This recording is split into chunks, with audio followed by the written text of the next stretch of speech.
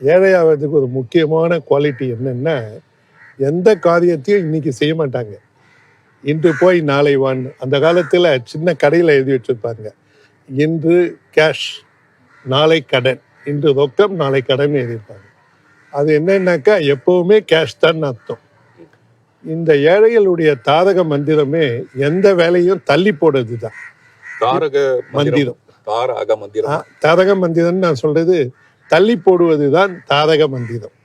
ஒரு மலையின் முன்னாலே நின்று இந்த மலையை எப்பொழுது ஏறப் போகிறோம் அப்படின்னு நினைப்பதை விட முதல் படியை இன்றே வைத்தால் அவங்க கண்டிப்பாக ஏறிடுவாங்க.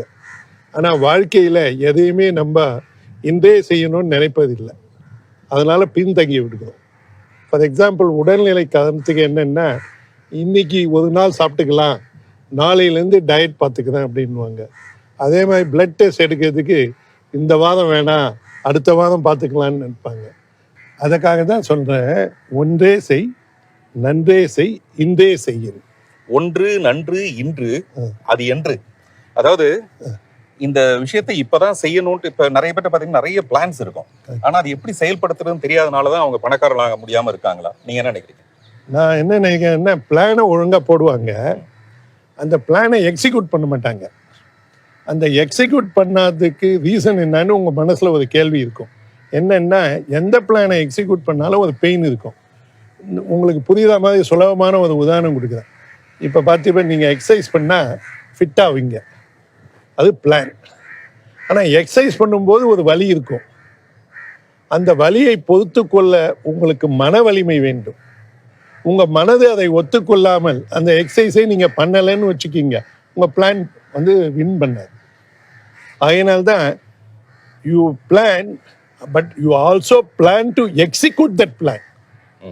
ஆமாம், action will bring results. So அந்த ஆக்ஷன் இல்லாததுனால அவர்கள் ஏழைகளாகவே இருக்கிறார். இதை வந்து காலம் கருதி இருப்பர் கலங்காது ஞாலம் கருதுபவர் அப்படின்னு வள்ளுவர் சொல்றது. நல்ல அழகா பிளான் பண்ணி அதுக்கான உரிய நேரம் வரும்போது செய்ய அவசரப்படாதேன்னு சொன்னதை இவங்க வாய்ப்பா எடுத்துருக்கலாமா? அதே வள்ளுவர் தான் எண்ணிய எண்ணியாங்கு எய்துவ எண்ணியா திண்ணியதாக பெரிய இப்படியும் கிள்ளி இருக்கிறார். வள்ளுவர் கிள்ளி இருக்கிறாரா? இல்ல சார், நீங்க பாட்டுல கில்லி 1 2 அடிப்பீங்க போல இருக்க. உண்மைதான் பார்த்தீவன். என்ன, செயல் செய்யாமல் விளைவுகள் இருக்காது. எந்த விளைவுகளுமே செயல்களினால் தான். உங்களுக்கு ஒரு ஆக்ஷன் வேணும்னு வச்சுக்கிங்க, இப்போ ஒரு காற்றடிச்சாதான் இந்த செடி அசையும், அது அசைந்தாதான் அங்கே இருக்க வண்டுகள் போகும், மகரந்த சேர்க்கை சேர்க்கும். ஓகே, இது மாதிரி எல்லா ஆக்ஷன்ஸும் is based on some action. So எல்லா வெற்றிகளுக்கும் காரணம் முயற்சி. அந்த முயற்சி வந்து எடுத்து வேலை செய்ய ஆரம்பித்தால் விளைவுகள் தெரியும். இது மக்களுக்கு புரிந்ததுன்னா பிளான் பண்ணுறதோடு நிற்காம ஆக்ஷன் எடுப்பாங்க.